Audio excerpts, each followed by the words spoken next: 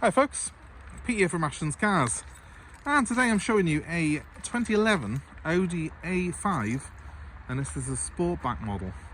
So the Sportback is the 5-door hatchback variant of Audi's mid-range coupe. This one here has got the 2-litre turbocharged TFSI engine, which is about, I think, 167 horsepower, if I can be nerdy for a moment. So it's quite a, although it's the smallest engine they put in these, it packs quite a punch on it. It's a 140-mile-an-hour car, this 143 miles an hour with 0 to 60 in 7.9 seconds, so it doesn't hang about.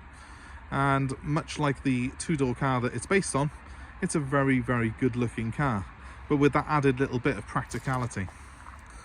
So I'll take you around it and show you some of the attributes of this car, and show you around this particular model, a couple of little things to show you on it, but overall a very, very nice example. I do like the colour on this car. I think that's probably one of the more rare colours in the A5 range. It's like metallic purple. I'm not quite sure the exact name. I'm sure someone will be even more nerdy than me and know. But this is an SE model. The S-lines tend to be a little bit more popular than the SEs, but the SE does have a more supple ride and it has cruise control, so I quite like an SE model myself. A previous owner has fitted the S-line black edition alloy wheels though, so it looks like an S-line but drives like an SE, so it's got the best of both worlds really.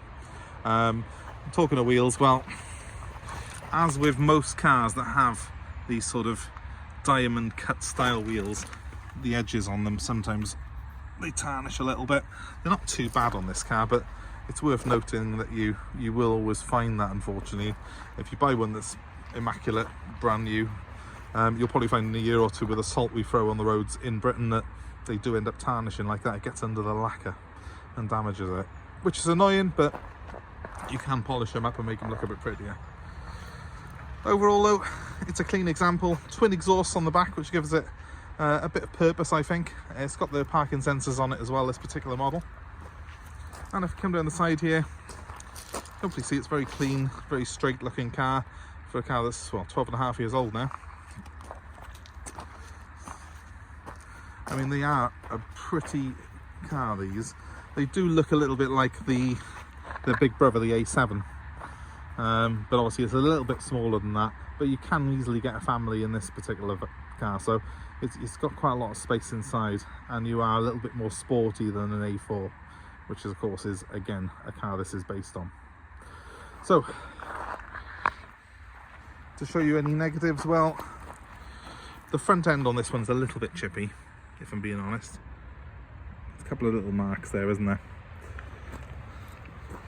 We will try and touch it up actually, but it is a bit of a strange colour, as you can imagine, and there's the tiniest greys there. Again, it's not bad, and it hasn't actually damaged the coachwork of the car, but it has damaged the paintwork a little bit. It's been grazed at some point in its life. Overall though, what a sexy colour. It's quite nice, isn't it? Let's just show you some of the practicality of this car, because of course traditionally you bought an A4, which was a 4-door car, and then if you wanted a sporty coupe they brought out the A5, and then they brought this out, which is a 5-door version of the 2-door coupe based on the 4-door car. But well, still, it actually gives you again the best of both worlds, because as well as the extra doors you have a hatchback, something that you don't get obviously on the A4, the A4 being a saloon.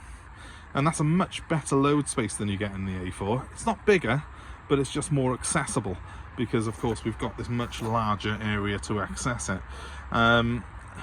You also have split fold seats in this as well, and I don't think that's standard across the A4 range.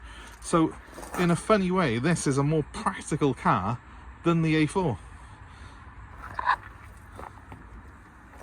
Of course, very important, and one of the reasons that you buy this is for the rear seats, which are more accessible because they've got access via the extra doors.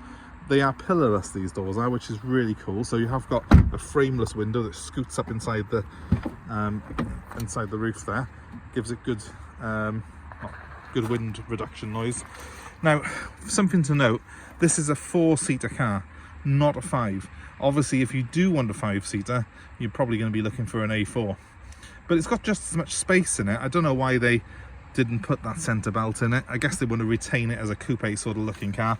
So for a majority of the time, most people tend to leave this centre armrest down.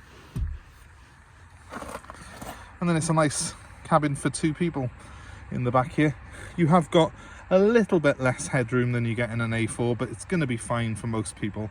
It's only if you're 6 foot or over that you might find a little bit low in the back of this car.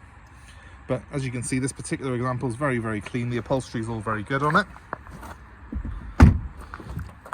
And when we come into the front, more of the same. Cloth seats, obviously, with it being the sort of SE spec, but a nice dashboard, nice driving position on this particular car.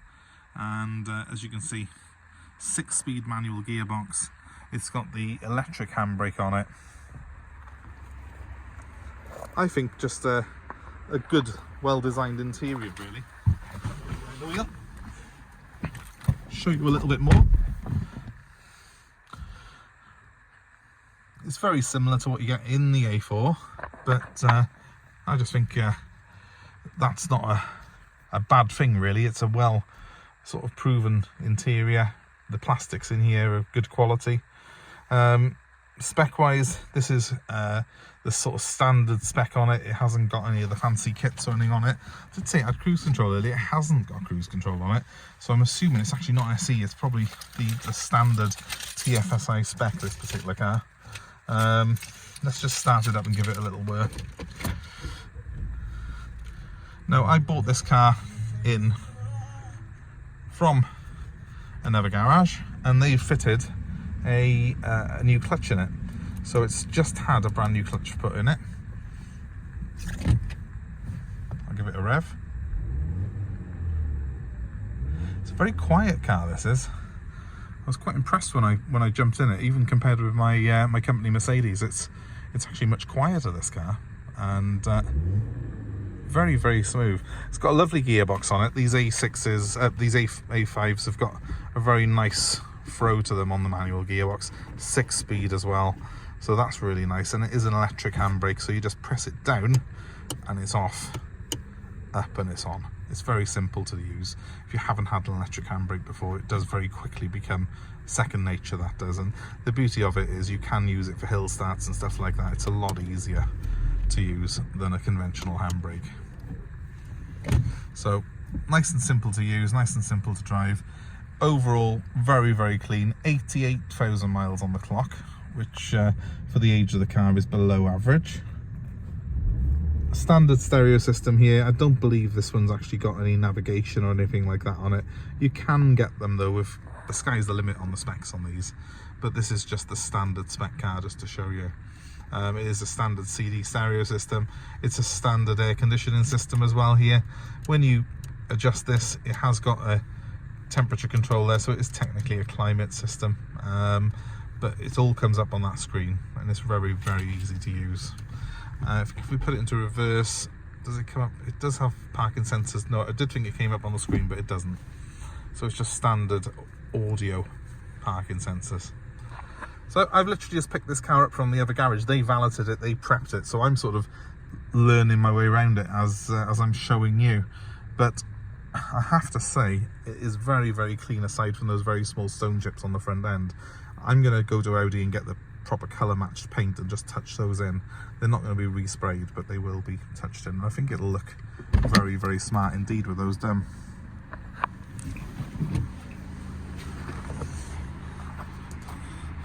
We don't get that many of these in. They're not that common a sight, and not in this colour either. I mean, this is a really unusual colour that someone would have paid a bit extra for when it was new. Obviously those wheels have been put on it as an aftermarket accessory as well, but between those and the colour, it really does look the part. And even though it's not the most high spec A5 I've ever seen, it's just the standard spec TFSI engine, it does look a little bit more like a fruity one with those twin exhausts, those nice wheels, and that lovely metallic coachwork. It's going to be a bit of a head turner, this car is. So, if it's for you, give us a call. My number's 07932 873 646, and we're happy to offer delivery of this car anywhere in the UK. So wherever you are, give us a shout and we'll work out a deal for you. Also, if you've got an old car to part exchange, we are happy to take that in Part X. So let us know what you got. Well, thanks very much for watching, guys. I hope it's been of interest. It's only a quick walk around video. As much as I wanted to have a look at it myself, really, I thought I'd film the process so you could be with me on it. I think it's going to make someone a really nice, practical car. Not a lot of money, this, for a car that's a real head turner and from a real quality brand. So if it's for you, give us a shout. I'll give you that number one more time. It's 07932 873 646. Thanks for watching, guys. Please give us a like, a share and subscribe to our channel for more car buying advice and more cars like this that we have available for sale. But thanks very much for watching, and we hope to see you very soon. Bye for now.